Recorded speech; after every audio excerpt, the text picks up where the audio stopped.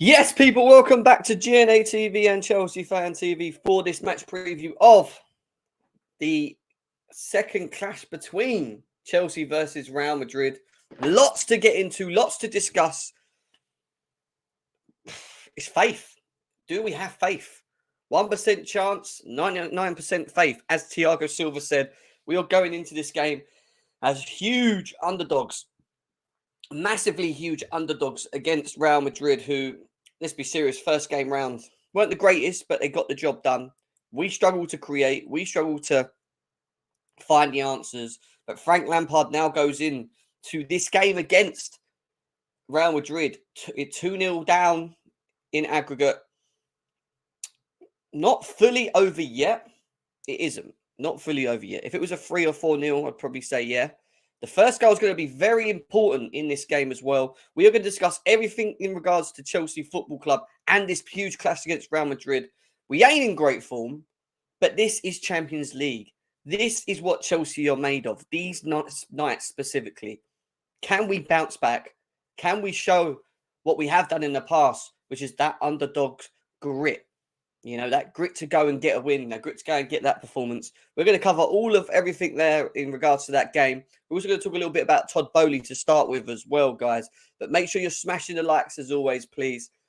And let's cue that intro.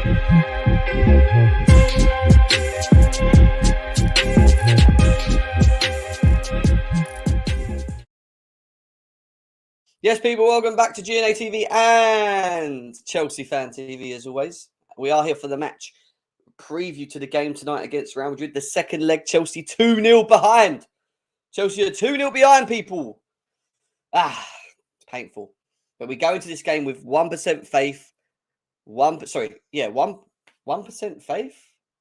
99% faith. 1% chance, as what Thiago Silva said as well. Let's say hello to everyone quickly. RD, big up to you. He thinks the tie's done, especially under Lampard. I don't blame him, especially after the Brighton game. Abs is saying he's at college working. Big up to him. Galaxy, nice to see. Yes, you as well, bro. Yazoo. Big up. Big up to you. Eunice says, I'm fastening, can't bother. Another dead game. He's had enough. Dr. Aquila says, loads to discuss. Yeah, we can talk. Daniel Knight, nice to see you. Takunda, nice to see you as well. Nice. Umbrella. Sean in the building as well. Clap. Cheeks clapping season. We got here. Sean, big up to you. Oscar as well says 4 straight losses in the bad. Too bad. It is bad. It's bad, bro. We are not. We are physically stuck in the mud. Like, we couldn't move in the mud anymore than what we are at the moment. Guys, do me a favor. Smash the likes. That's what I need you to do. Smash the likes, please, because we need that. That helps us grow on YouTube as well. So please, if you're coming through, please hit the thumbs below as you're watching the show.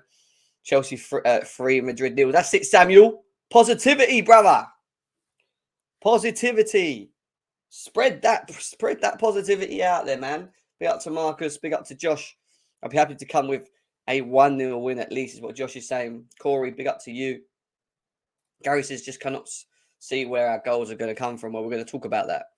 We're going to talk about that because I think there's specifically important individuals in the team that need to step up tonight. If Chelsea are going to get a result tonight, we're going to need certain individuals to really put it on. Do you know what I mean? We're going to talk about who them people are shortly in the show as well. We couldn't beat Madrid under 11, so I doubt we'll beat these. It's looking peak, isn't it? It's looking absolutely peak.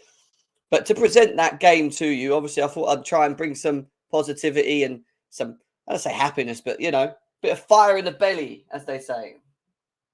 Fire in the belly. And here we go.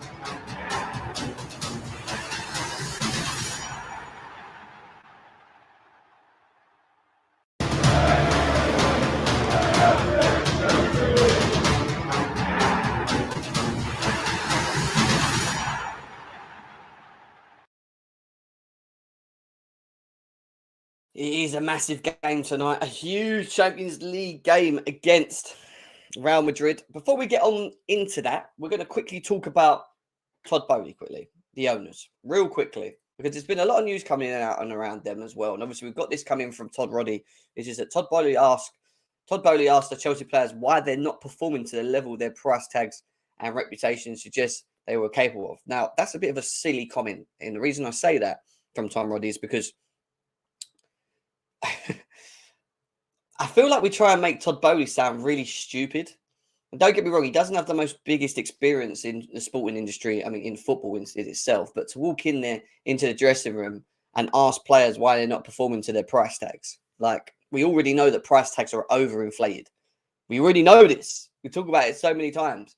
You know, it just seems weird that he would go in and ask these to just say that. Yeah, you could grill him. Yeah, you could try and push him, spur him, whatever. But to go in there and talk about price tag, reputations, yeah, because these guys that he's bought in and spent money on have, big names. Raheem Sterling being one of them. João Felix being another of them. Koulibaly, Cucurella, who was spent a lot of money on. And if you think about it, was probably pushed more by Graham Potter to get the signing. I don't think Todd Boehly even knew who Cucurella was at the time. That was a Potter signing. We all know this. But I just, I'm quite the wedding cringy, man. I just wanted to talk about it because there's been lots talking about it. And big up to Declared as well. Big up to you guys. Nearly over 100 of you guys here, as always. Big up to you. Make sure you smash the likes. Big up to everyone. Jim, if you can give some positivity to me, I would overdose. That's too much positivity. We're going to talk about the game very shortly, but we're just quickly staying on to talking about the owners and some of the new, stuff that's been going on in and around them as well. Going on to this comment here. If the Todd Boehly and Egbali dressing room meeting, it's understood that one senior player signed for a large fee in the past 12 months was singled out for heavy criticism. That player, whose identity is not being disclosed, is believed to be disillusioned with the situation. Disillusioned with the situation. Again, I don't really don't get me wrong. I can't imagine Egbali and Todd Boehly running in there and blaming it completely on one player. I just don't. But if we're going to talk about who that individual is, that screams Raheem Sterling. And maybe more because he's experienced, he's Premier League proven. We expect more from him. Ideally, I will say this also.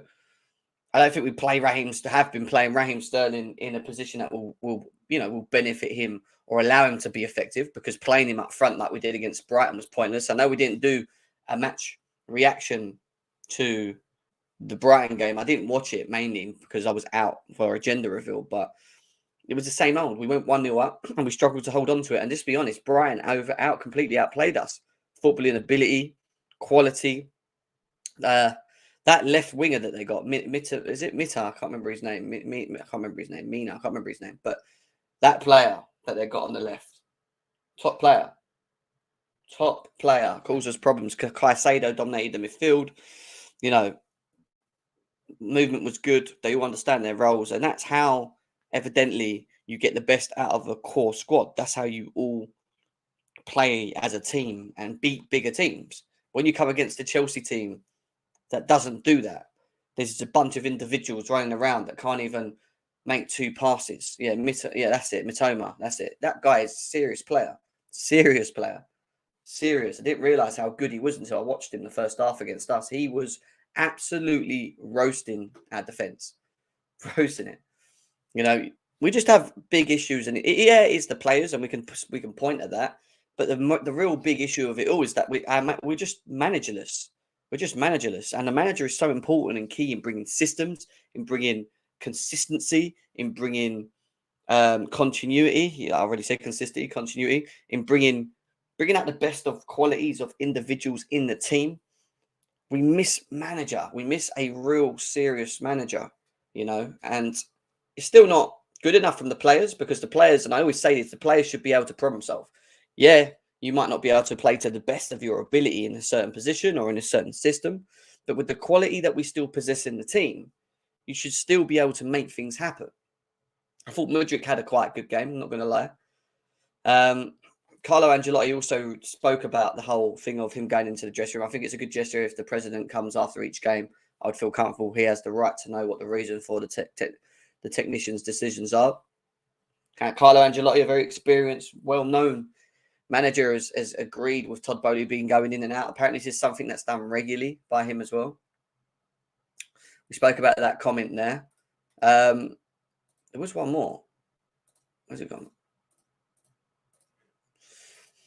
But then there was also that comment from Kepa as well. I don't know if people saw it, but there was a comment from Kepa basically saying that Todd Boehly goes into the dressing room quite a lot and talks to the players, which is fine. I mean, Roman Abramovich never did, and it was only really a serious thing if Roman. I mean, he did say, of course, he did when he was at the games and that, but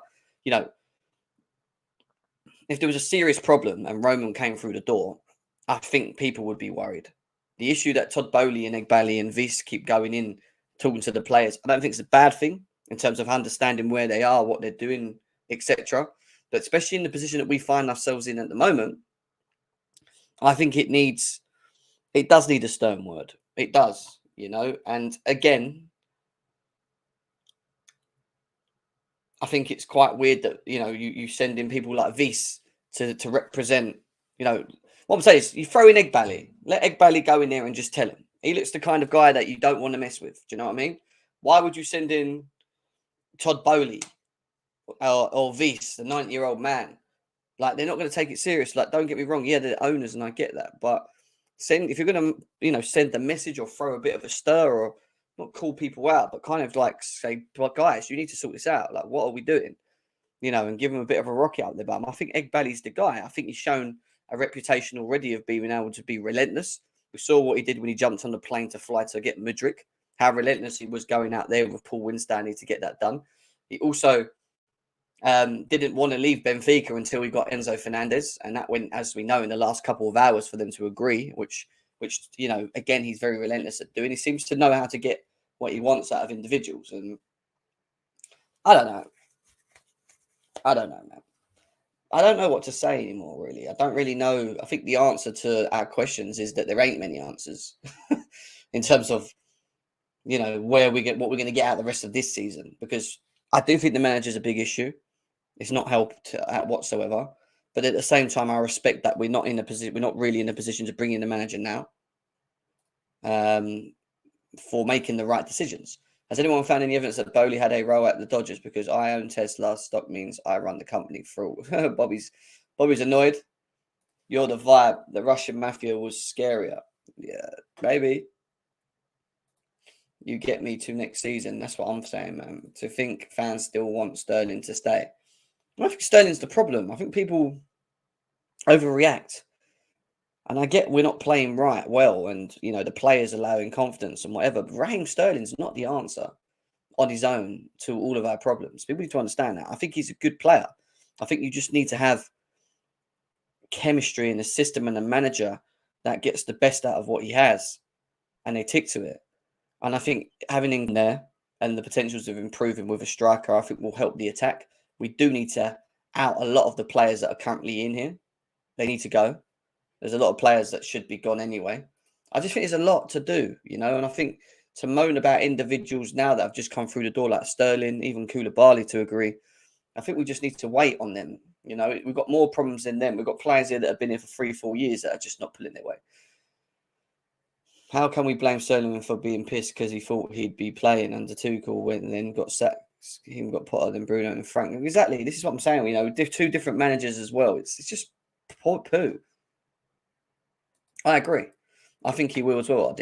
I really do. To be honest, never a fan of Sterling, just an English Werner for me. Is what Gary says. Doesn't like Sterling. But then, he's not because, if you look at his record in the Premier League, he's got the third highest scoring record in the Premier League as a winger from anyone in history. So he can score goals and he can work and he can be useful. And I say useful in terms of output, but the output needs to be there consistently. And we need to create with other players around with. So just not relying on Sterling because he's the only one that maybe can put it in the back of the net. If you have an Nkunku there, you might be able to do it. Nkunku, Sterling, and whoever else, Yeah, he is. I think we just got to wait, mate. I'm not even going to sit here and just moan about individual players. And guys, 150 of you guys here. Big up to every single one of you guys. Make sure you're smashing the like buttons, though, please. Please, can we get these likes up as quickly as possible? We've got the watch along tonight, as always. So make sure you check out Harry tonight. when he's doing that. But going on to the game and talking about the game, obviously, we are up against it. We are very up against it. We came back from the brink. We beat the unbeatable. We turned our history around, and we are the impossible Chelsea Football Club. Now, let's be serious. In history, Chelsea have done things that people would never have assumed that they could do. Even under Thomas Tuchel, we were getting called out, saying that we ain't going to be able to do nothing. We're eighth. We're not good enough. We turned it around. But not only did we turn it around, we put in performances that were absolutely out of this world.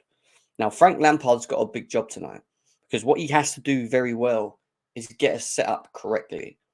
Now, we're going to talk about the system and the formation very shortly, but we do have players that if they step up, and I'm saying step up, if these individuals step up tonight, we will get a very good chance of clawing this back.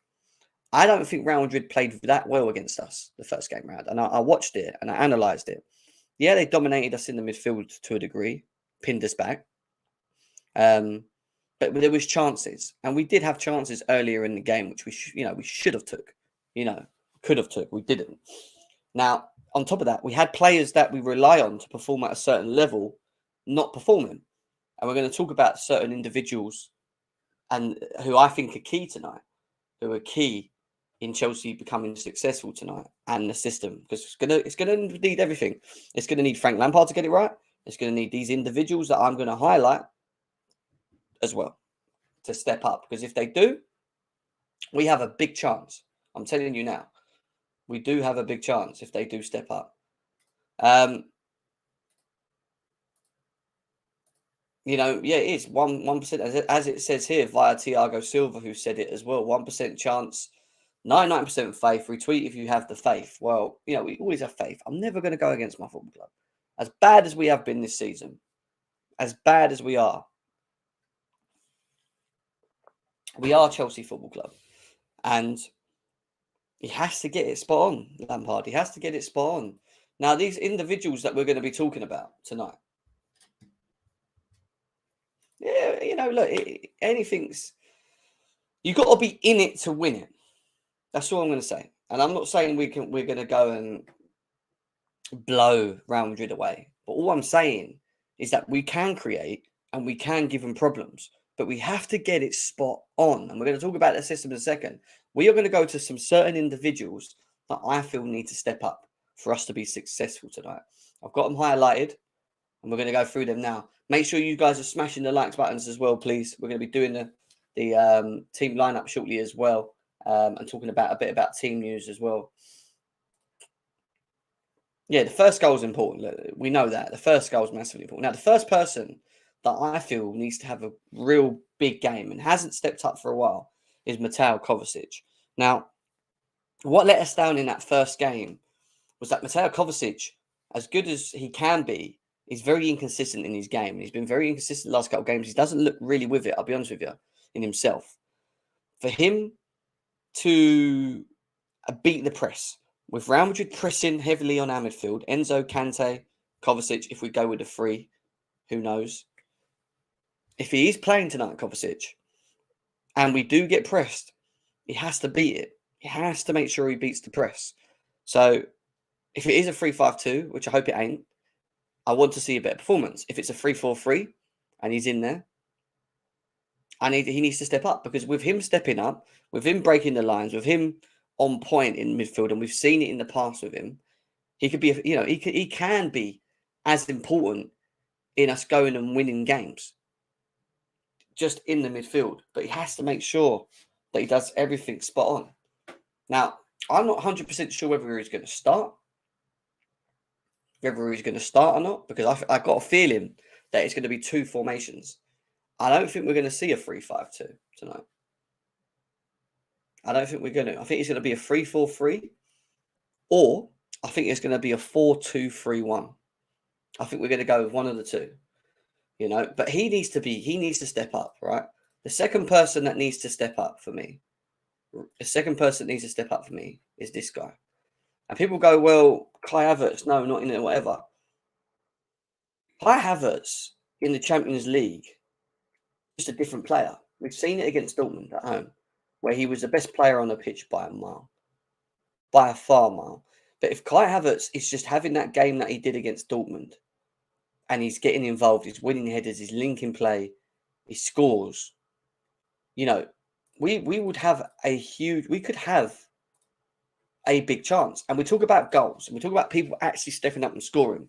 Well, this is where we need Kai Havertz. And as much as people may not want to see him in the team, or, oh no, he ain't going to do shit, it's Kai Havertz, and start sulking, these are the games Kai Havertz needs to step up. I'm sorry. These are the ones. This is where he needs to come out. This is where we need him. Because I'll be honest with you, when he plays to the level that we saw against Dortmund, which I know is not a lot, but when he does step up and we see that performance from him,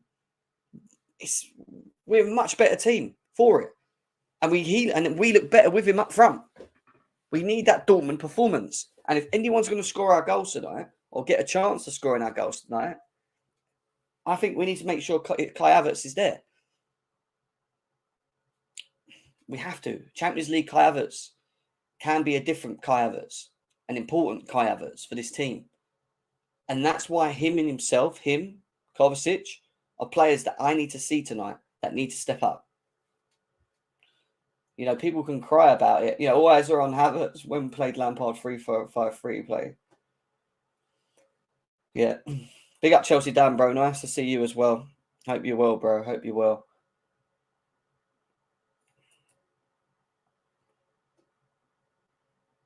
It's not depending, Sam. It's not. This is, again, people are not listening now. You've probably just come in. What I'm talking about is certain individuals who I think are going to start tonight actually stepping up. And I think if we get them performances from them individuals, we have a chance. But Kai Havertz needs to have that game that he had against Dortmund for me, because I feel he will start tonight. He should start tonight, in my opinion.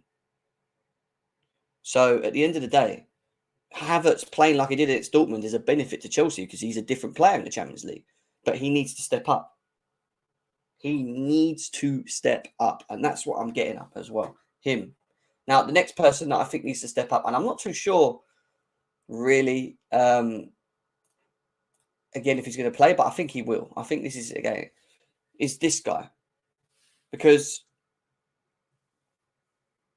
you know, people talk of him and his name and who he is as this player that, you know, is hugely respected in football, that has got this high profile, that brings so much to the team, this, that, and the other. He's another one. He's a big name. He's a big name. He is still young, like Kai Havertz, but he needs to. We need to see a João Felix that's effective with the ball, dribbling, driving, transitions, linking up with Havertz if it's him. Yeah, together with the chemistry that we have seen with him in the past, getting in the box, and then once he gets in the box, because he seems to find himself at the end of a lot of our chances, giving us output, putting the ball in the back of the net. João Felix, he's another one that's very important tonight, that I think needs to step up. Now, I've already said Kovacic, João Felix, and Kai Havertz. They're three people that I think if we can get on game is important.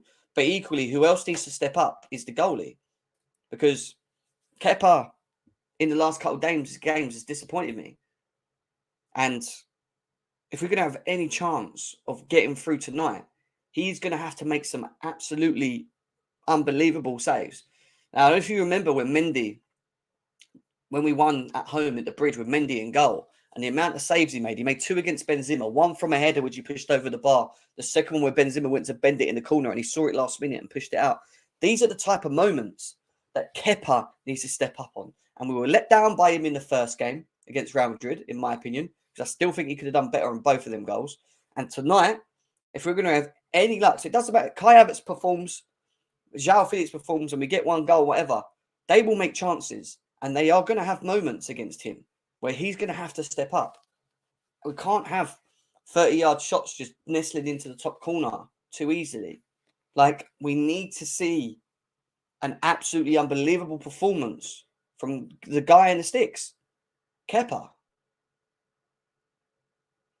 I know, Sam. I agree, darling. It's fine. I agree. I'm not over positive, but I'm just trying to give some sort of something, you know? trying to give this fan base something. And I'm not trying to give you false hope, but I'm just trying to give you an idea of if it does work, if we are to be successful tonight and beat this Real Madrid team, and I know it's going to be some sort of miracle, these individuals are going to have to be on top of their games. Top of their games. Because once they are on top of their games, I think we have a chance. And I know we haven't seen it for a very long time and we look deflated. And it might be that again tonight. But it is a big night tonight in Champions League football. And we've seen this Chelsea team have, in the past, step up. You know, Kepa is important in between the sticks. Another one who let me down. And people might go, who? Why? Why him? Yeah. Who I think is incredibly important tonight. Like over the moon's important tonight. Is this guy. One of, if not one of our best players. Yeah. Reece James. Because even he let us down the first game round. Even he was wasteful in the first game. Even he struggled. He needs to give us natural width. He needs to help Fofana with Vinicius when he's effective. Yeah. And he needs to step up. These are the games, Reece James, where we need you to really step up. That Reece James beast, the beast of Reece James that we've seen in the past, where he doesn't get bullied, he pockets defenders, but at the same time, he's so effective going down the other end, which then creates for people like Kai Havertz, João Felix, whoever. He's so important because now we haven't got Ben Chilwell. Ben Chilwell is done. We know that. You know, Ben Chilwell's done, suspended. So it's going to be heavily reliant on Reece James to step up, create, defend, you know, dominate, be effective, play balls quickly over the top, bring width, get in the box, score, because we know he can shoot. We know he can create and score. You know, these are big. It's a massive game. It's an absolutely massive game. Now, I've called Kovacic out. I've called Havertz out. I've called Felix out. I've called Reece James out. They're the 4 players I think really need to have big games. And Kepa as well. But what I will say is 2 players that I know 100% will have good games are these 2. These 2 are incredibly important, in my opinion. Massively. We already know why Kante is so important. We already know. We know how good he is getting around the pitches at the other end. Even I thought Kante wasn't as effective at the Bernabeu. But a Kante at the bridge, with that energy behind him, breaking up play, winning balls, you know, getting further up the pitch, pressing higher up the pitch, winning the ball, playing the balls in quickly. You know, that's the Kante we got, you know, we're going to want tonight. And for Enzo Fernandez, we just need to see the class. We just need to see we just need to see him heavily involved. And it kills me because he needs to be further up the pitch.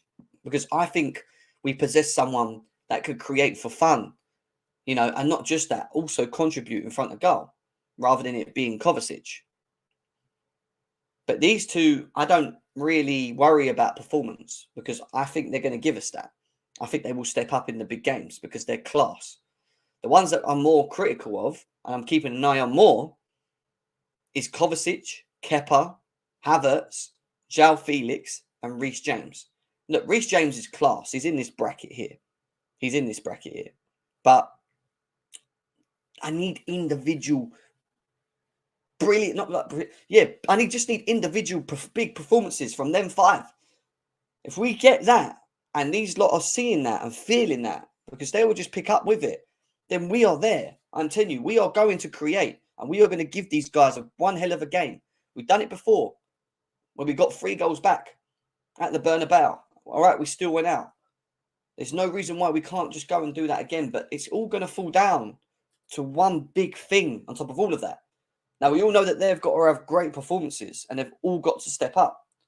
And that's asking a huge task because that they haven't been doing that. But Frank Lampard is the last person that needs to get it right. Because if he sets us up completely wrong, plays players out of positions, we are going to have a long night. And this is why I'm saying it's a big accumulation between the manager getting the system right, setting us up right, to then the individuals on the pitch raising their game. Havertz, João Felix, Reece James, Mateo Kovacic, Kepa. I don't worry about the rest, Silvers and whatever. You know, we need these big performances. But I do think it's going to be two formations. One that you may not like, because we may just want to just be offensive and go for it. And another one, which I feel is probably the right one to use going into this game. And we're going to talk about them. But in terms of team news, before we get into that, guys, make sure you're smashing the like. Nearly 300 people in the house. Big up to every single one of you guys as well. Let's quickly talk about the team news, because Kai Havertz, Ruben Loftus-Cheek and Kante have all trained. Koulibaly is still out. And obviously Broha as well, who won't be back till next season. So, you know, Thiago Silva's available. Ben Chilwell is suspended, serving a one-match ban as well, which is a big fall for us. But everyone else is available. Everyone is available. Kepa, Enzo, Gallagher, Reece James, Koulibaly, Kovacic, Mudryk and Silva are all one booking away from suspension as well. In the Champions League, 3 yellow cards as well as following a subsequent number of cautions will result in one match suspension in the competition. All yellow cards expire on the completion of the quarterfinals and are not carried to the semis. So in that case, where are we next? Quarters. We're on round 16 now. We're on round 16, aren't we? Yeah, so this, even if we get past this, some real big key players in names could, have to serve a suspension if we do it, which is not obviously handy.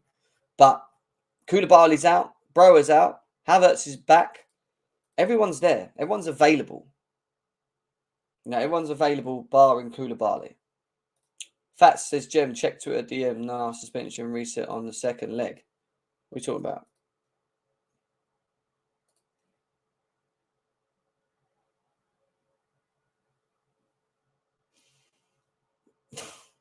Can't respond to that now, Fats, can I? I'm live. What do you want me to do? There's 250 people here. What do you want me to say to that? I'm on a stream.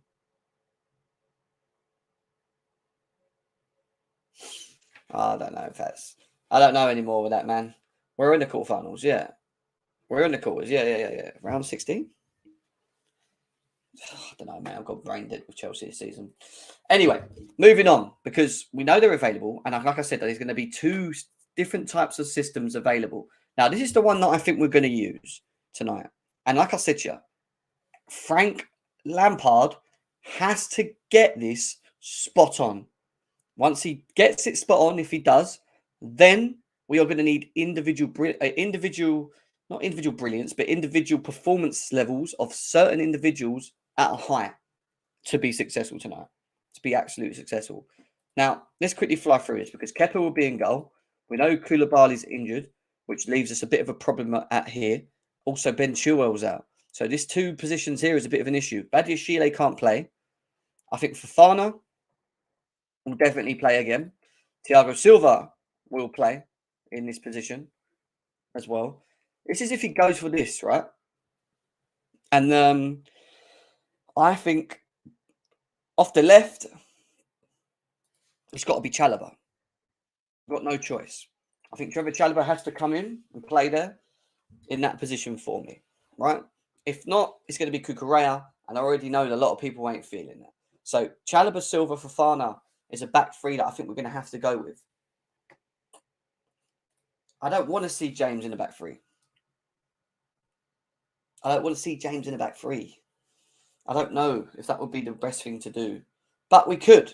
We could, actually. But then, you know what? You put Fofana there and you put James there. I don't see that. I would go with Chalobah, Silva, Fofana. That's what I would do. Josh says, here's my take, Jem. Kepa, Cucurella, Thiago, Reece James, Kante, Enzo, Mount, Mudryk, Felix, Havertz. So you've gone for like a 4 at the back, is it? 4-2-3-1. So we're going to do 2, because I do think it's going to be up 1 or 2 formations. And I'm calling it now. I think it's going to be, all right, 4-3-3. Okay, cool, bro. Big up to you, man. I think it's either going to be a 3-4-3 Or I think it's going to be a 4-3-3. I agree with Josh. 4-3-3. It's either going to be a 4-3-3 or a 4-2-3-1. It could be a 4-2-3-1. But we'll have a look, right? I would play that, right? And then off here you have Reece James. You have Kante. Me, you have to have Enzo in the team. And then off the left here, I think we're going to have to do something. I don't know. Who are we going to play off the left? We can't play Cucurella there. Is he going to play Cucurella there? What do you reckon? Who will he play there, guys? Who's he going to play there if he plays a 3-4-3? Could it be Mason Mount?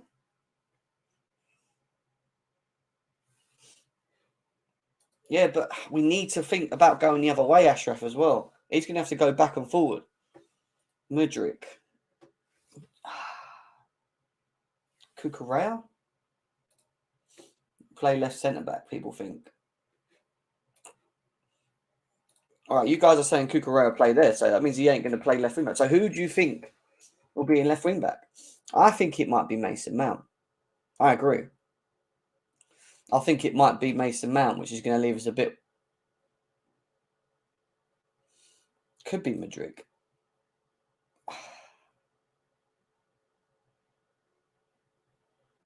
All right, I'm going to call it. I think he might put Madrid there. Going to leave us hella exposed, though. It's going to leave us hella exposed on the wings, but offensively going forward.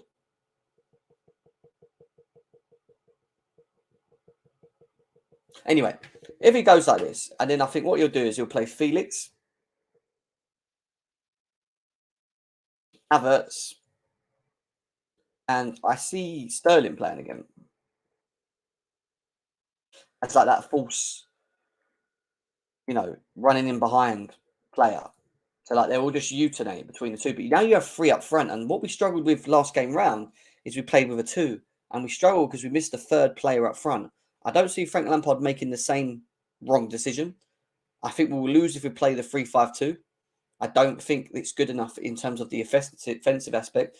But what you have here offensively is good. The only issue you've got here is the midfield. The midfield will get exposed. And not having a Mount or someone in there to give us that solidity is a problem. He will though. I think he will, Josh. I think he will, mate. I mean, you could play Pulisic. But that's a 3-4-3 for you. Now, if we went for a 4-3-2-1, I think it would look something like this. I don't think Kovacic... Well, it might be Kovacic. I got a feeling Mount may come back in. He may play Felix there and put Mudryk up front. Because Mudryk had a good game last game round. He might look as Mudryk being a problem. I don't know. He could do that. But then Fofana playing off the left, you'd probably have to have Silva there. Fofana off the right. No,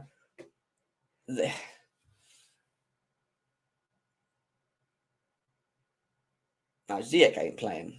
I should never have Ziyech in the team.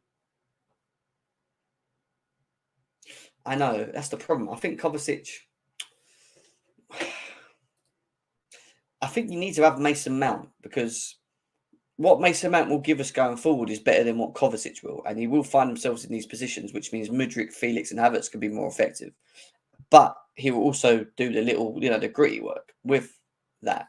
It's not the strongest midfield, don't get me wrong, but if you throw Kovacic in there, I think we have the same issue. And if he does do that with the 3 in the middle again, Mateo Kovacic is going to have to beat the press and take the ball and play in these guys. Or Enzo is going to have to get the ball and play in these guys. But having the extra offensive player is important. You can't do this. And where we went wrong last game round is that we decided to play a 3-5-2. And we had, forget the individuals, right? But, you had that, and then obviously James there, Fofana there, whatever, right? Let's just forget the players. Just look at the formation. So the issue we had here was that we had these three in the midfield, but only two players up front. James struggled to get forward and be effective from the width, because we needed him to, because we only had two up front. And Chilwell was very isolated on the left, who was playing at Koulibaly at the time. So having the extra offensive player that now sits there, in there, a bit like that, 3-4-3, will allow us to press further forward, quicker, and hopefully transitioning quicker as well, which means that people like James, people like Madrid, whoever is going forward on the wings, can get out the pitch quicker, because now we've got another person that will pull their centre back out of position or their DM, and it will allow these two to stay further up the pitch rather than have to come in so deep. And when we go so deep, because what Real Madrid done so well last time is they pressed us. They pinned us in our own area. Even these guys were here. They were down here. We didn't have no one in and around this spot area. And there was a lot of space in behind. And I think a Madrid could be useful. Don't get me wrong. I think a Madrid could be useful in this kind of moment. So playing the 3-4-3, having the extra man, or having a 4-3-3, even though defensively and in the midfield we might lose to a degree, will give us more going forward, because now we've got that extra man. And if Felix drops in deep and Mudryk runs in behind and Havertz comes in deep and whatever and runs behind and jumps in space, I think we'll be a lot more effective. So this is why I say I think he has to get it spot on. He has to get it spot on. If he doesn't set us up correctly in the first place, moving forward, then we're going to have an issue. So he's got a tricky one. He either plays a 3-4-3, but loses someone in midfield and uses the wings and gives us an extra offensive player going forward, which means we might suffer in the midfield more because there'll be more space. But going forward will be more effective, because every time they press us, provided the three up front work and win the ball and hold the ball well and whatever, we will have space to run into and be effective. The 4-3-3 gives us more solidarity. The only thing we miss with a 4-3-3 is that obviously defensively we're a lot more sure. So, having these three will help, I guess, maybe give us more balance in protection. But you can't create as much on the wings, because Reece James won't be able to do this as much. It will drag Fofana across and we will have space, which means then these guys will have to come back in. I think Reece James will have to be very balanced, as when you play the 3-4-3, when you have the 3-4-3, Reece James can do both and be more effective. But at the same time, you have three people up front as well, which always helps when you're on the break. So I think he's got a real hard one here in getting this spot on. If we're going to be successful, getting this spot on.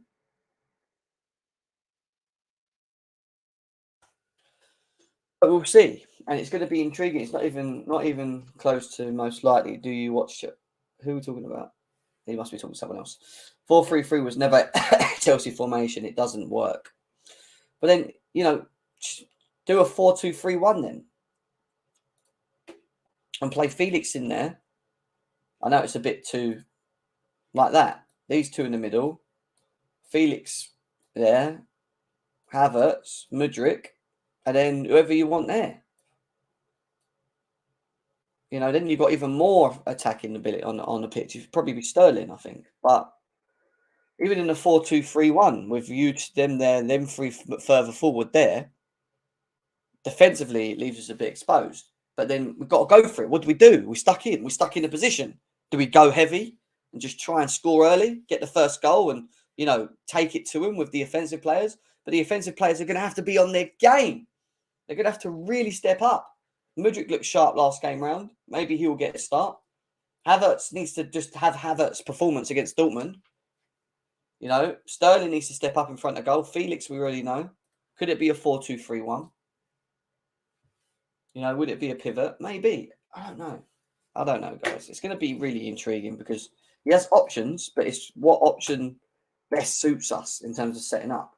Now, I'll put the link in the chat. You guys want to come in and have your save for the next, 45 minutes to an hour? Please come in.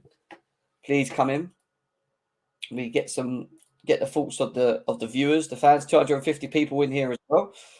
Guys, can we make sure we smash the like? I've even got 100 likes on both channels. So please,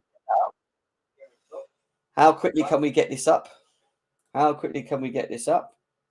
Link in the chat. Josh is in the building. What's up, big guy? What's going on, bro? How you doing? I'm doing well, man. I'm all right, man. I'm all right. I'm just not been doing any match reactions of the Premier League because it's just the same old. It's not today, but yeah, it's a big night tonight. All right, we're 2-0 behind. We're kind of still in it. But what's your thoughts on everything? Do you feel Frank Lampard needs to get the team selection right? What would you do with this formation as well? Yeah, I mean, of course, right? I mean, it's got to be spot on if we want to get back in this. I just don't see. I get the idea of a 3 at the back. I just don't think we have the depth to play that way today, and I don't even think it's our best setup, to be honest with you. If you want the most talent on the pitch, I just can't see us in a back 3 right in this game. I think we tried that in the first game, and we just got it wrong.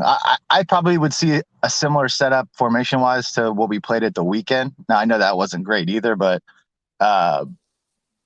you're bringing a couple of guys in that didn't play at the weekend. That might help. You're adding a bit more talent to the team. I think if you're going to play a 3-man midfield of Enzo and Kante, I think that third midfielder has to have a bit more dynamicism. They have to be able to get forward a bit. That's why I threw Mount in there, because he does have a different aspect of his game than Kovacic does. Maybe a bit more, maybe a bit better in the final third than Kovacic. Maybe a quicker link play than Kovacic in certain moments. So I think that it's got to be either him or Gallagher. I think in that third midfield position, I'd probably prefer him if I had to pick one. And then the front 3, I think Mudryk has to play. He had a really good game at the weekend. You got to let him kind of build on that. Havertz is back in the team, and then Felix will come back in, I think. I just think that's the best way to get the best out of the guys that we have. There's no way, there's no silver bullet. There's no we're absolutely going to win if this is the team. It's I just think this gives us the best balance to potentially be on the front foot in this game, which we have to be. I hear that. T1 with a donation. Big up to you, bro. He says, put Kai and Mount in mid with Enzo. They have work rate, is what he's saying. He thinks they have good work rate. Big up to T1. Yeah. Guys, I understand. We're not going to put a front 3 or a midfield 3 of guys who have never played together in the second leg of a Champions League quarterfinal.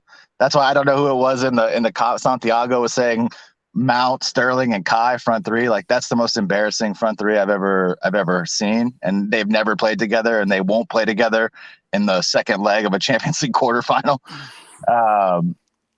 But yeah, I mean, I just think this is, for what we have available, this gets the most balance and talent in the team. I don't know what else to say. I hear you. Bobby, what's your thoughts, mate, on all of this? Frank Lampard's got a bit of a hard job tonight. He has to get it spot on in terms of formation, but also equally we need individuals to step up and have some absolute madness games that we haven't seen. I mean, what's your thoughts on tonight, and how would you set up if you was manager? Yeah, so for me, I agree with Josh. I would go with, as much as I know fans are going to, I think we need to go with the 4-3-3 tonight, just because if we went with the back 3, I think we're limited with Koulibaly's injury, the Chilwell suspension. It means you're either shifting a right-sided centre-back over to the left or playing someone as a left wing-back. So for me, I would go 4-3-3. I'd bring Mason Mount into the midfield 3, just for his energy. And like Josh said, he can drive with the ball. And then I'd have Mudryk up top I'd drop Sterling. I'd have Havertz and Felix.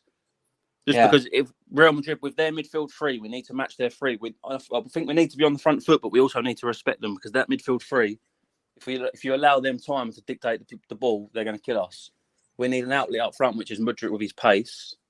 Mason Mount, I think, with his energy and his press and whatnot, he can help the midfield 3. But yeah, I don't know, because like you said, we're all sitting here going, does he do this? Does he do that? So what's Frank thinking? I just don't know, to be honest with you, Jen. What is the actual best solution? What I think he needs to not do, and I've said it already, is that again, because there's just not enough. And I mean, forget the players, because obviously they won't be in them positions, but the 3-5-2 suffocated us because we didn't have enough offensive players on the pitch, and we couldn't get the ball up the pitch quick enough. And if we end up playing this again, and I do think if he does do this, I think he would end up playing Kovacic again in there.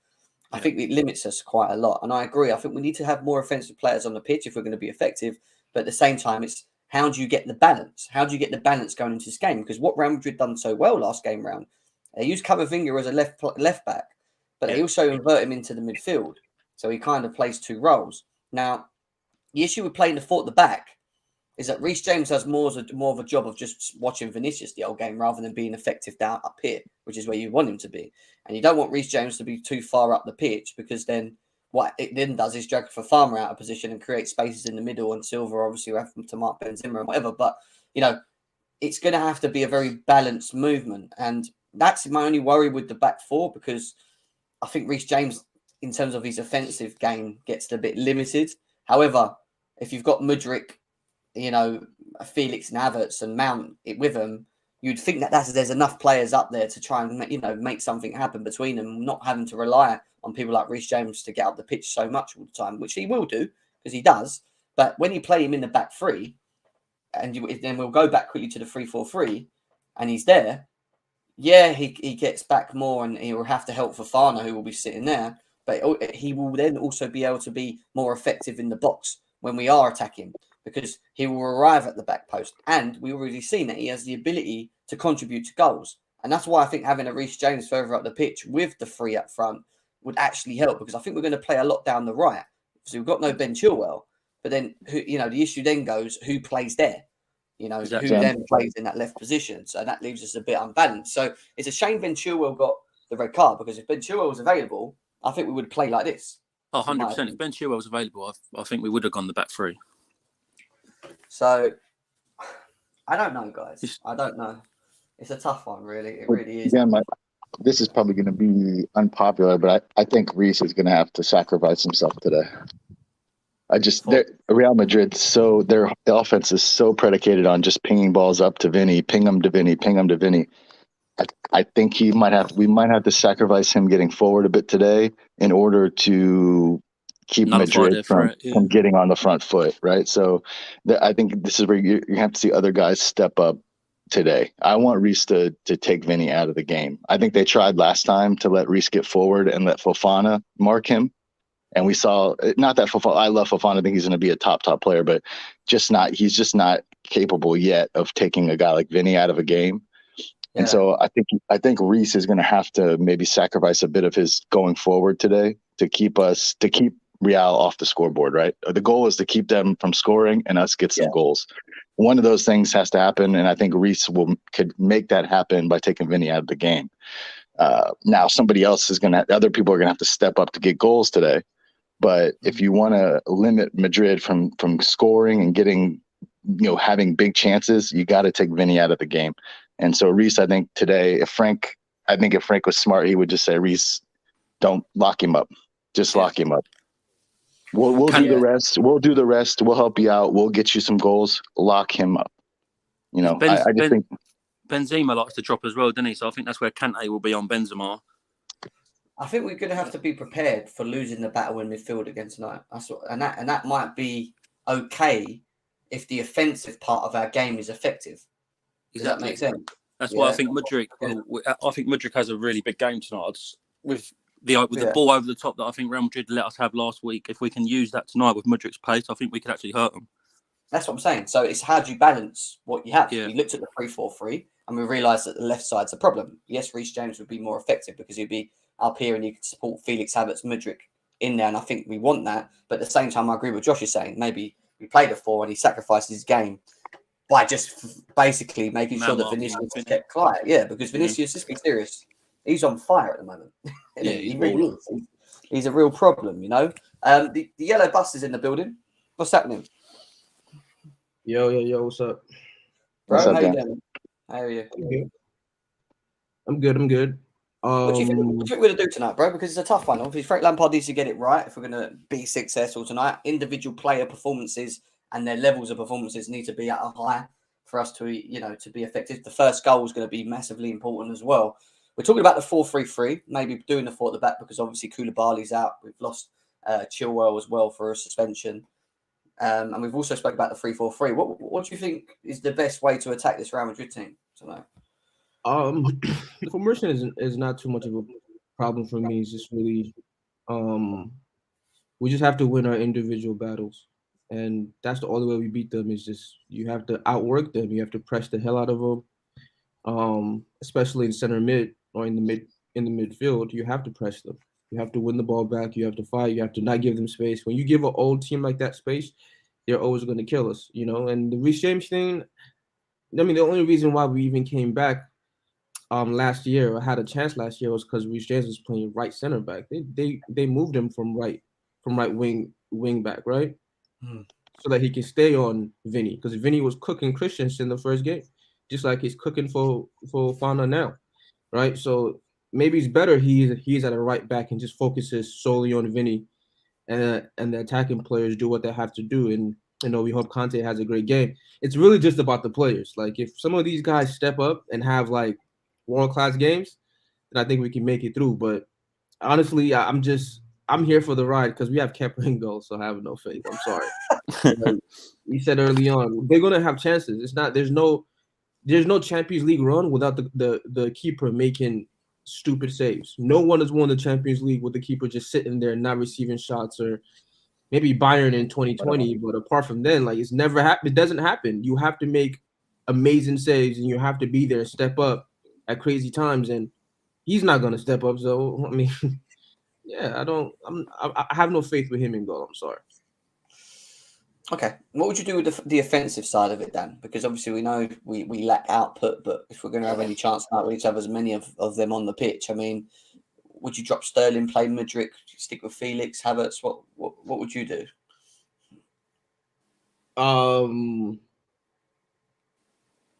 As weird as it sounds, I mean, the only person I'll be, I'm cool. I'm like, he should definitely start in this kind of game is your boy, it's Havertz. That's really it, man. Like these guys have never shown me shit in the Champions League, the other guys. So I have no faith that they're gonna show something today. It's just up to them if they really step up. Like if Mudryk wants this to be his signature game where he shows the world who he is, beautiful. You know, if Felix wants to do that too, beautiful. But the only one who I've seen do it, at least for us against Real Madrid, is Havertz. So hopefully he fucking steps up today. I hope Sterling steps up, but I just think he's been in terrible form. I don't know what he's going to do, but Mudryk is one I'm kind of looking at because he had a good game the last game. I mean, he wasn't perfect, but he had a lot of energy. His pressing was good. His movement was decent. And on the ball, he showed that pace that he has. So if he can cause him some problems, cool. But I really don't care who starts forward-wise, to be honest. Fair enough. Winter Surfer, how you doing, mate? Yeah, all good, Jim. Hope everyone else is as well. Yeah, all good, mate. All good. We're kind of just debating on how Lampard gets us set up perfectly. We spoke about the 4-3-3, which is what we've got at the moment. We've also looked at the 3-4-3, but we have issues because Ben Chilwell's out, Koulibaly's out. You know, we struggle from giving ourselves balance off the left. What would you do tonight in terms of going in against Real Madrid? I know obviously individual performances, like Dan said, are the key. I've said that as well. I think certain players really need to step up for us to even have the success. But equally, at the same time, we need to be set up correctly. So what would you do tonight? It's a tough one. He goes back to a 3. We're then talking him preferring he's gone changed every single game from back 3 to back 4 and vice versa. I really don't know idea. Because you would think he would stick with a back 3, but then he went to a back 4 Saturday, and we looked terrible, and that was against Brighton. We're a bit stuffed. Thiago Silva's fit, right? Thiago Silva's fit? Yeah. Take it, yeah. Like Dan just said, do you really risk a back 4 with... You're going to ask Reece James to bomb up a bit more, and then you risk Vinny again. Fana, and he absolutely destroyed him in the Bernabeu. It's really difficult, man, because I just like say who's going to start in the mid. If you're playing a 3 in the midfield, who's going to start in the midfield 3? You've got Mount there. Does Kovacic start? It's like I don't know, because Lampard's so weird. You can't predict what Lampard's going to do because he keeps changing every game. I think no idea what he's going to do. It's not. Yeah. Well, I think Jim, I think like you got to take maybe the weekend game with a bit of a grain of salt when you look you got Chalobah playing right back, you got Chilwell who's not a left back playing left back, you had a midfield of Zakaria who hasn't played in 6 months. It's like I get it, the game was terrible, but like there is a certain amount of caliber player that's coming in to replace those guys in this game.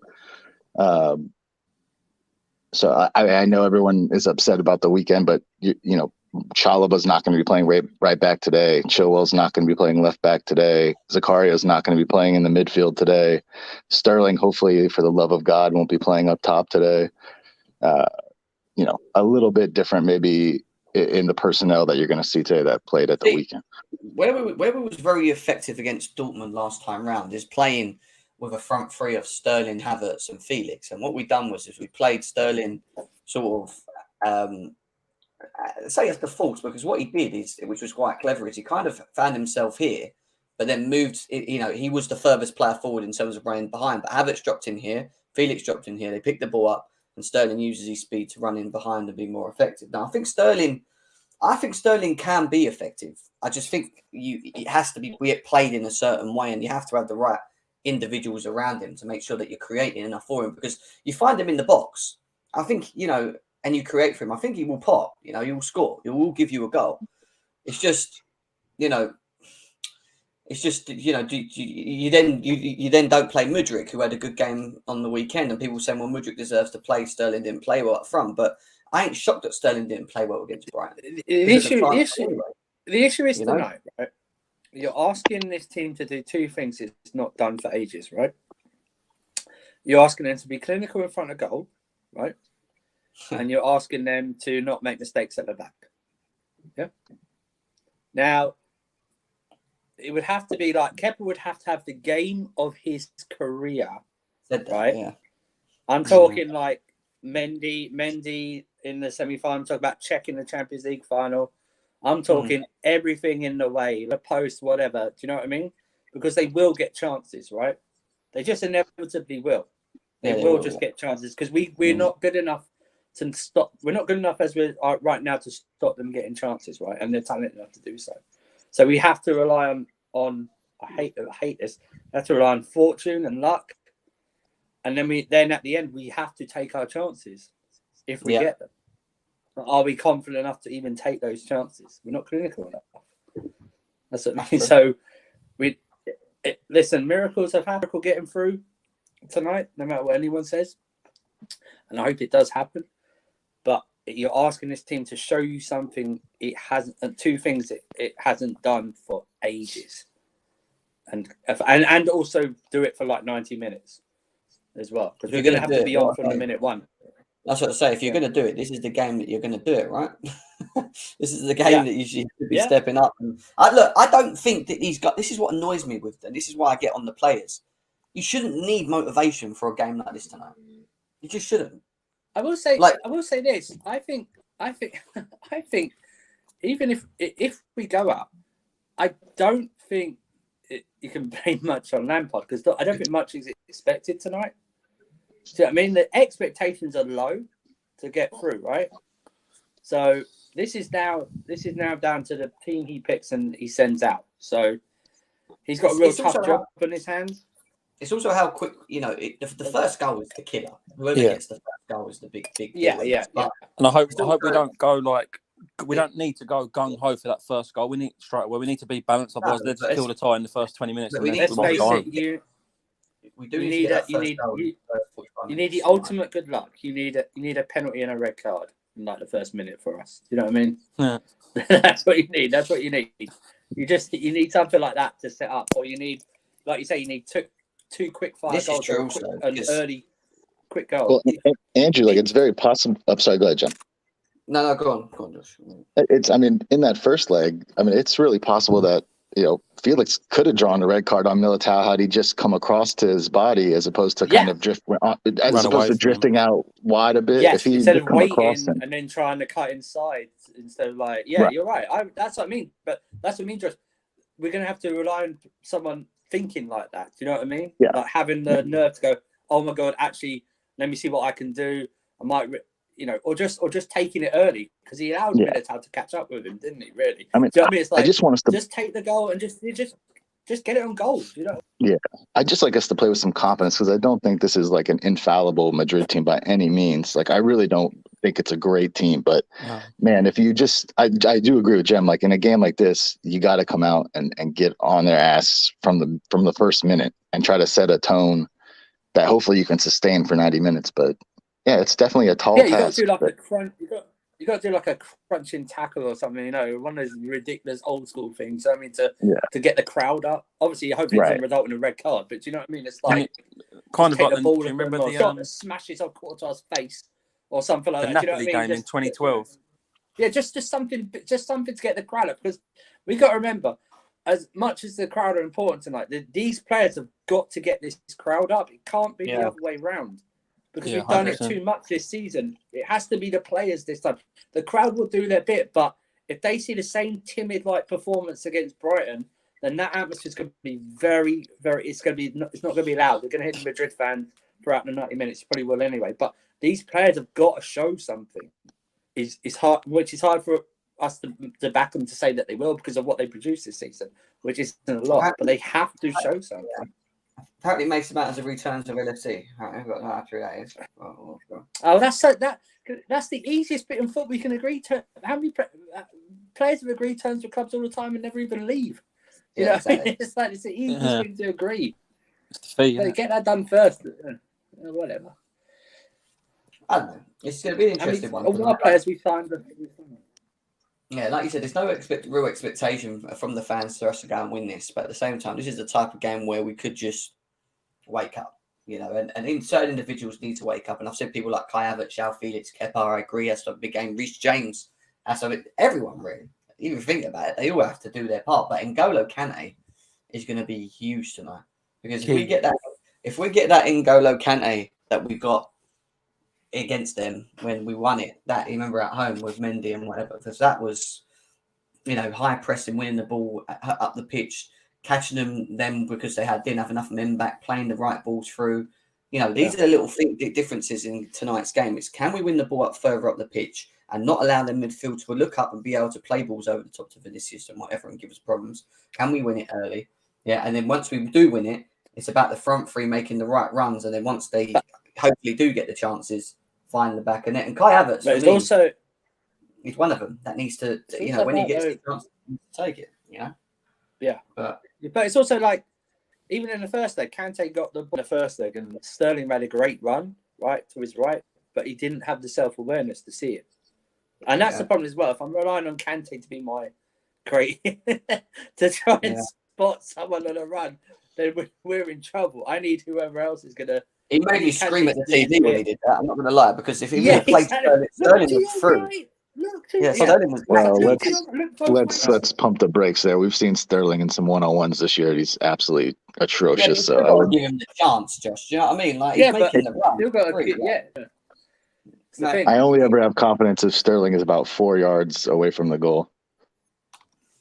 I don't know. I mean, even the one with Felix when he ran through, if that's Sterling, I think he carries it a bit further with his speed. No, because Sterling had an opportunity in that game too, and he got caught from behind almost immediately. Sterling is not a fast player. I want to pump the brakes there on that too. He is not a fast player. He's quicker than Felix.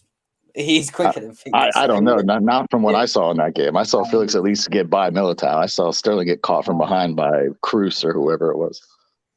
No, he's not slow. He's never been slow, Sterling. Jen, he was 2 of 10 at the weekend in one-on-one duels. Like he's a terrible player. I don't know why anyone would defend this guy. He's been the worst signing in a long time. I kind of disagree. I disagree with that. I'm sorry. Okay. Name one that's worse than him. Koulibaly's been worse this season, I think. Yeah, Koulibaly's been worse. Oh my God, dude! Come on, guys. We Dan, please give me some. Can I have a touch of backup here on this, please? Listen, Sterling is awful. Let's not make this mistake. He's been a horrible signing. If he's the best goal scorer in the Premier League from the winger, he can't exactly be an awful player. For us. I'm not saying. Listen, I don't like to use what players did in other clubs and all that shit. I really don't care. Like when you come to Chelsea, if you're shit, you know what I'm saying? It's like It's a really difficult thing. Like we do this now, right? Oh yeah, he did this there. If Sheva signed for us right now, I'll hear fans telling me, "Oh, he won the Ballon d'Or a couple years ago." Like who gives a shit? He's shit now, right? So Sterling isn't good right now. He's terrible for us. But the worst signing of all time has to be Cucurella. That guy's shit, man. Nah, he's terrible. I don't want to put that on Sterling. Cucurella is the worst. Then Koulibaly, then Sterling. There you go. So, I already told you. I don't know what people thought. Like with Sterling, I said when we signed him, he wasn't enough in the first place. Like he just wasn't, especially with what we currently have at the moment. I am interested to see with how he is with someone like Nkunku up front, though. Someone that is going to create. Sterling's never been a main man player. He's a player that I think we also need to. I feel like people with Nkunku think he's like this all-encompassing player. Like he's a very to me, he has a very specific skill set that doesn't involve like creating a ton of goals for other people. Like he's awesome at finishing in and around the box. He's great at getting it behind. He's very quick. He's not an on-the-ball carrier. Like if you think he's going to come in and be like take the ball from the midline and dribble through guy, like he's not that guy. Nkunku is not going to be Hazard for you. I think people's minds. Thank you. Player who comes in. I don't know who said that. Well, people do this thing like, this is why people are killing Felix now, right? Is that's all they want. They want you to be Hazard, drop in, pick up the ball, dribble 2 or 3 guys, pass it here and there, and then shoot and score. It's not gonna happen. And Nkunku as a player is once you get him in the attacking spots, he's good on the ball, he can pass and all that. Yeah. But once he's in front of goal, he's gonna make the right choice. Whether it's to pass or shoot, it's gonna be the right choice and it's gonna be accurate. And that's all you can ask for. And that's my criticism of João Felix, because I don't think he does enough of that. Because I don't think he makes the right decisions on the ball, and that's why I think he needs to improve his game along with his output in front of goal, because he does. But if he's chances. But this is what I hear a lot. This is what I hear a lot of, Jem, when people are like, "Oh, well, we don't need to keep Felix because Nkunku's coming in." If you think that Nkunku is going to be picking up the ball in the midfield like Felix does, turning, going, being able to dribble through guys, dribble around, he's not that guy. He requires a player like Felix to get the best out of Nkunku. He said himself he's a 10 now, Josh. What's that? He said himself he's a 10. Yeah, Nkunku's a 10. No, Nkunku is 100% a number 10. Every player is different in the way they play. Like when you say, he needs somebody like Felix to pick up the ball for him. Not necessarily he does, right? So if you're playing a system where you have more emphasis on Enzo being a playmaker, Enzo can find you anywhere in the pitch, right? Certain players can find you anywhere on the pitch, right? Like Mudryk doesn't need to drop in. This is what I think about certain guys. You don't need to drop into midfield to pick up the ball. Just stay on the edge of the last man and have the midfielders find you over the top. Let them find you higher up. Like we're making it so hard, and I've said this for a long time. We've made it so hard for every attacker who plays in this team where they have to do everything. You have to drop in, pick up the ball, dribble, have to beat 2 or 3 guys, beat another guy, 1-2, then score. Like it's crazy. You know what I'm saying? Like just have your own zone. Like someone was showing me a clip of the Brighton game. I don't think Motomo dropped into our half to pick up the ball once. They always found him. Against Chalobah, stayed on that right. He stayed on that left wing, man, all game. He was on Chalobah the whole game. Roasted Chalobah. Whole game. Yeah. Chalobah got roasted that game. He got cooked crazy.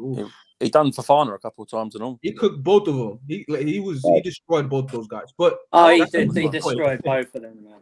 The point is, if we can get Mudryk 1v1 on their right back, then we've won. If you just keep getting them 1v1, let's see what he does against them. Let's see what because even Werner was giving them problems. Werner, I think Werner. So it's like there are ways you can beat this team. You just have to have players know their roles and just work fucking extremely hard. And tactics, my good brother. Tactics we don't have. Yeah, I mean that comes with knowing your role, right? Like Lampard isn't going to give you something crazy where he puts Reece James at DM and then that opens up something. No, it's not going to happen. I'm sorry. It's just basic shit. Like this is your role, this is your area that you have to take care of. Just play your fucking hardest. We're not going to get some crazy tactics in this game, bro. But at least like we know with these guys, they don't do well when teams outwork them. Their midfield is old. Modric is about 55. Cruz is about 40. Like Right. these are old guys, and we saw what we did to them. Yeah, but they make up with Camavinga. Though. That's the problem. Camavinga. Yeah, well, Camavinga's, yeah, whatever. But I mean, think about I think this. he can be exploited. Previously, right? Before Reece this year. exploited him a few times last week. Yeah, I mean, he's not a left back. So, like, to me, that's one of the soft spots. Now, you're gonna have to pick and choose how you go at him because, like I said, I don't want Reece necessarily so forward the whole game, but I think you definitely have to exploit that. I mean, he's a young player who's playing out of position, and if his instincts find him higher up the pitch, there's chances to get in behind him. Now, whether you do that through a winger or through a midfielder being a bit higher, like I think you have to find ways to exploit him a bit. 100%. And that's why I think Enzo Fernandez tonight with his passing in behind for Madrid, I really do think we can hurt him. It's just whether I don't even know if Frank will play Madrid. The problem with the midfield, and I keep saying this, is when you sacrifice the three in the middle and you play it too, I think we've got to be geared up to accept that if we go down that route, then we're probably going to lose the battle in midfield because we're going to get outnumbered and they're going to press and they're not going to give people like Enzo Fernandez enough time on the ball, which is going to not allow him to be effective how we need him to be. Now, you play the three and you put a Mason Mount in there, it kind of alleviates it to a degree, but at the same time, Mason Mount's not going to be playing touch tight to him. He's going to be playing in the pockets. We're going to be trying to play the balls into him. It will give them something to think about in terms of just going on the full-on press. When we lost the game to them 2-0 at home and played a 3-5-2, the issue we had is that Kovacic, Kante, and Enzo were so close to each other that it made it very easy for them to just come and press us because we had no way of getting out. We didn't have them. And when we gave Kovacic the ball, he didn't relieve any pressure, which is what he's usually good at doing because he was wasteful. And Enzo couldn't be effective because he's looking up going, right, where can I play a ball quickly? There's no one to fucking pass it. He's losing the ball. Kante's just running around headless chicken. No offense. He was in the middle at the beginning because he's like, Jesus, like what's going on here? Like there was no breathe. We couldn't breathe. There was no outlet. There was no outlet. You know, no outlet. Well, that's a gem. Like for me, if Enzo wants the ball, he's got to come get it. I think he was far too submissive in the first leg, showing for the ball. Like, and that goes for all three of the midfielders. I don't think any of them showed enough to help out guys like Chilwell who are in corners and things like that. Like, if you want the ball, you got to come get it, and especially against certain teams that set up to block passing lanes and things like that. Like, I need to see him be more aggressive this game to show for the ball. Come get the ball. Make yourself available. I can agree with that. But make it runs. You know, also their confidence. Tactically, right? I think the mistake Lampard did with what he was doing was you have to, number one, to give Real Madrid something to worry about, and two, you have to stretch him, right? So like because if you don't stretch him, Camavinga has all the time to come into midfield. Now they have four, right? And whoever's playing right wing or whatever has time just to drop in. Now they have five. Now we're crowded. Enzo can't do shit when you have the three center mids there and then Camavinga drops in as well. Not just Enzo, any of them. There's no options. You have to stretch him. You have to make sure Camavinga is worried all the time about that left side so he doesn't drop in. And on the right side too. Like you have to make sure on both sides where they're so worried if they don't drop in and help out because they pin them back. Exactly. In the first leg, if you remember, we did kind of just try and target. The first 10 minutes, Enzo was playing balls over the top in the Camavinga spot. They kept just playing them, and I think Sterling was making runs down there. Reece James was making, and it worked effectively for a little bit. But then we just stopped doing it because tactically, I think I'll be honest with you. I said this about the first game. I think Ancelotti tactically just outsmart. I don't think it's that hard to do against Lampard because he's just not a great coach, but tactically got it right. And I don't think Lampard had any answers. And that's what worries me a little bit, because I don't think he's got the pros. Like, do you know what I mean? He doesn't look at the game and go, but also, the Don didn't even set up with any crazy tactics. Literally like a chess game, like when you get into a position like, oh shit, where do I go? Like he just doesn't look like he has an idea to go, right, actually, he's done that. That's caused us a problem here. If I put him over there, that'll give us more space. And, like good managers do. Do you know what I mean? Elite managers will do that, wouldn't they? And they changed the game from doing that. And that's the only thing I don't think Lampard possesses. Gem, the Don set up to have our midfield nullified by their midfield. He succeeded. There was no response from Lampard. He didn't do anything crazy. He didn't put like an extra man in midfield. He didn't invert any of his fullbacks so he can get an extra. He didn't do anything crazy. He just set a certain formation with tactics to the midfield like a proper manager, and Lampard had no response. So if that is the case, wait, what happened? Say it again. I was going to say, when we done them 2 years ago, when we had Tuchel, that is the difference then. Because if you remember, he asked Mount specifically to drop into midfield, and we ran that midfield ragged. Absolutely. He had Mount drop in to pick up, and then he had one of either Chilwell or RJ going up into the midfield and inverting. And that's how we started overloading in midfield. And everyone said then how old they look then, and they're 2 years older now. And they've got, well, apart from Valverde, their midfield hasn't changed. And obviously got Camavinga coming in from left back, but that's mad. They're 2 years older and they press better than we do, when the reality is we should be out pressing the life out of them. We don't even really press. Then that's the whole problem. We don't press, and we don't like. Reason why someone like Mountain does well against them is because they're old and they don't know how to track movements or track players who are just moving all around them. That's why Werner does well against them. You know what I'm saying? So it's like it's basic shit where it's like we don't need you to dribble 4 or 5 guys. Just keep making runs all in and around them in those little pockets, and they can't track it. Exactly. What are they best at? Valverde is good, but he's not a fucking DM. He can't track you. No way. If they haven't got the ball, Modric's game is all about having that ball and making things tick. If he's having to chase the whole game, which was hopefully what happens tonight, he's not going to be able to do it for 90 minutes. I used that game at the Bernabeu, not this game, the one with Tuchel, to evaluate. Yes. Yeah. Because the thing is, when we went at him at the Bernabeu, we stopped Modric from playing his game most of that game. What ended up happening was the one time, which was obviously going to happen. Obviously, we were on all-out attack the entire 90. And when we finally got tired in that second half, that's when Modric got a bit more space. And, the rest is history. He opened that beautiful pass to Benzema. It's a wrap. But the thing is here, we have no... It's so much bad. Like, I'm trying to look for that hopeful... Because we're out of this tie. I'm going to be honest with all my Chelsea faithful. We're out of this tie, okay? We're going to win. But no, Jem, I'm not doing the positivity today. We're going to be honest. Some people don't hurt their souls, okay? Look, we can win. We can get a 1-0, but we're still out. I want to win. I'm going to tell you how it's going to happen, right? Havertz is going to score 2 goals tonight, right? It's going to be 2-2. And then it's going to get to the sort of 80th, 70th, 80th minute, right? And Enzo's going to get the ball from 30 yards, and he's going to pop a rocket. And we're going to win 3-2. Yo, I got you.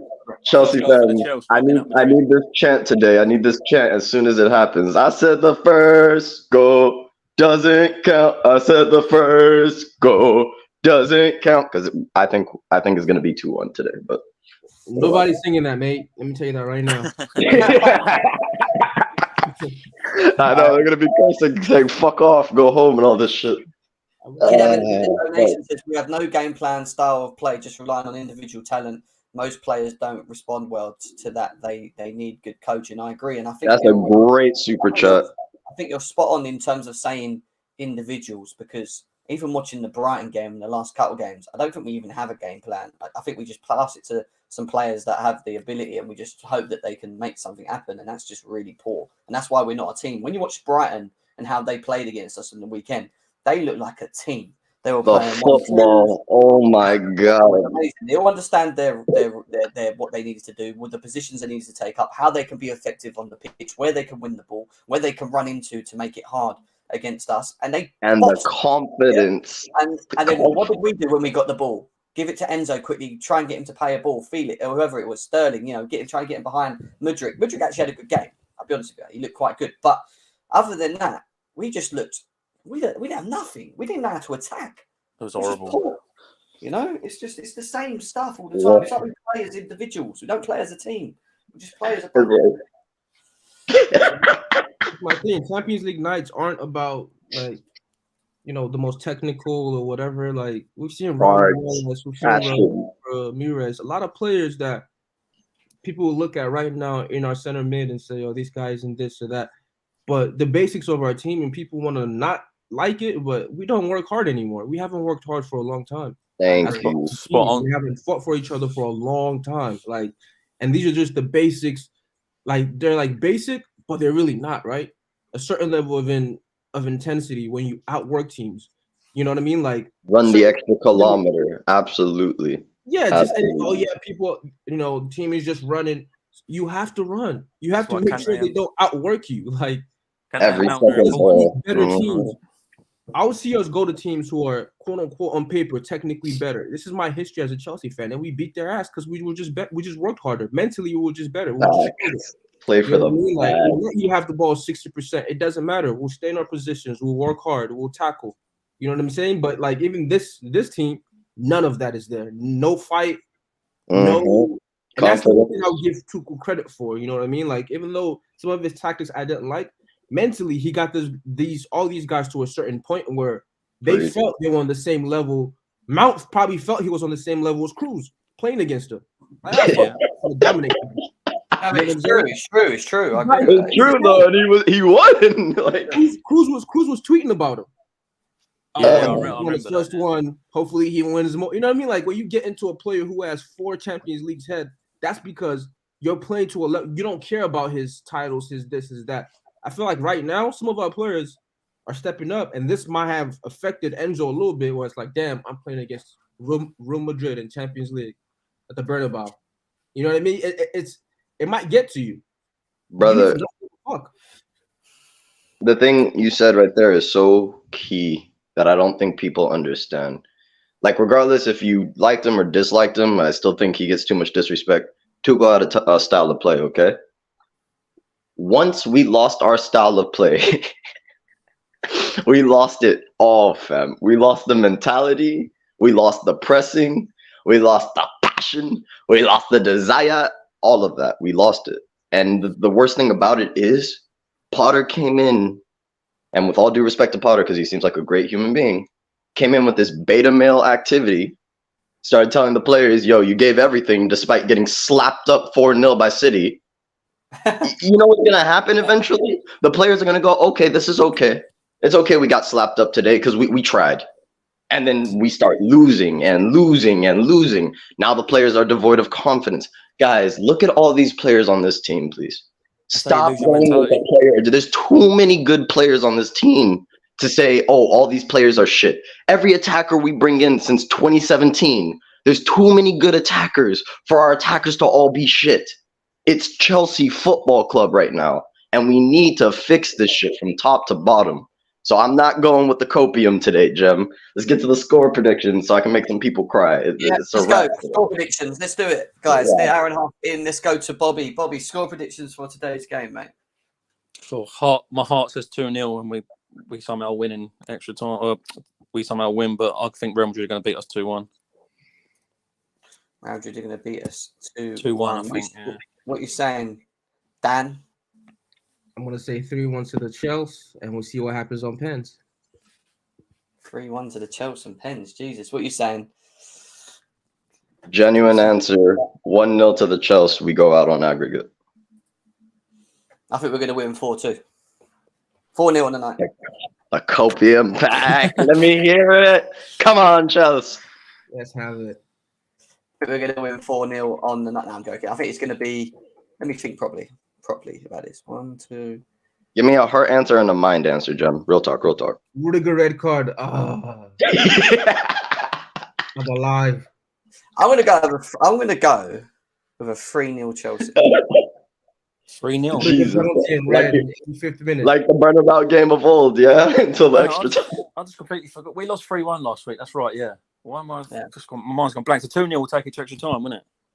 Yes. I can never go against Chelsea, man. People get all annoyed. Delusional. Oh my God, I can't believe you just said that. Oh my God, I'm going to cry. Listen, Champions League nights. Back your team. Hey, say it again. Say it again. Don't get me wrong. It'll probably be us that loses 3-0. Don't get me wrong. But yeah, I'm still going to say 3-0 Chelsea. It's the way it is, man. If we score the first goal, I'm telling you, and that crowd get rocking, and the players are up, we can turn Madrid over. Respect Stamford Bridge on Champions League nights. That first goal goes in the first 20. Yeah, it'll be rocking. We're in the time. We'll be thinking, well, we're in a game. We got a game on our hands here, boys, and we could let them have it. Vibes FC today, baby. if they score the first goal in the first 20 minutes, the opposite can happen. No, guys, dude. If they score the first goal, it's over. If you've got TikTok, go and follow me on TikTok. I've actually got TikTok. No, Jem, don't do it, bro. I don't know. Delete your TikTok right now. Come back to the promised land. It's okay. We won't do it. If you want to follow me on TikTok, come over there. I do a couple of lives sometimes as well, so you can catch me over there on TikTok talking and stuff. So there it is, guys. Are you going tonight, Jem? Nah, bro, no way. I'll watch it at home actually. But yeah, guys, let's see what happens, right? Let's just have a little bit of, like Thiago Silva said, 99% faith, 1% chance, wasn't it? Was it? Yeah. I hope you don't jinx us because Boehly said 3-0 in that last one, right? And Madrid ended up winning 2-0. So Yeah. God, He meant, have maybe he meant mercy on our tonight. soul. Have mercy on our soul. I'll take Boehly's words out of his mouth for the bridge. He got it right though, Boehly. Shall I tell you why? Because he didn't mean the game. He meant the game at home, 3-0. Yeah. Oh, okay. And it takes I us. said the first 2 goals didn't count. I said the first 2 goals didn't count. Guys, take care of yourselves. Up the Chelsea. We'll be back again tomorrow with the match reaction. Probably sitting there like, but who knows? Stay positive. Hopefully we come here celebrating, smiling, unbelievable performances. You know, it'd be great to actually do that. We've not had that the whole season. I want to feel happy for once. I don't feel happy when it comes to Chelsea. But follow my TikTok. There it is, guys. Go and check it out. Just copy and paste it if you've got TikTok. If you haven't, forget it. Big up to yourselves. See you later. I'm back again tomorrow, guys. Take care. Respect, niggas.